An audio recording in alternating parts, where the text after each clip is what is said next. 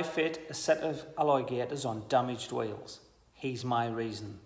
So these are diamond cut wheels and the damage is pretty severe.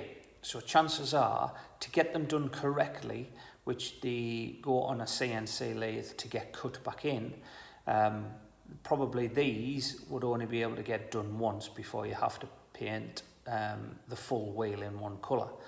So rather than going to the expense now, because this car is a lease car and it's going to go back in 2 or 3 years' time, chances are the customer is going to curb the wheels again.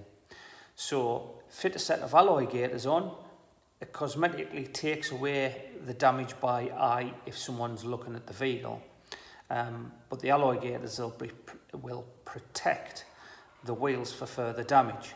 So therefore, in a couple of years' time, or when the car's due to go back, then get the wheels refurbished then.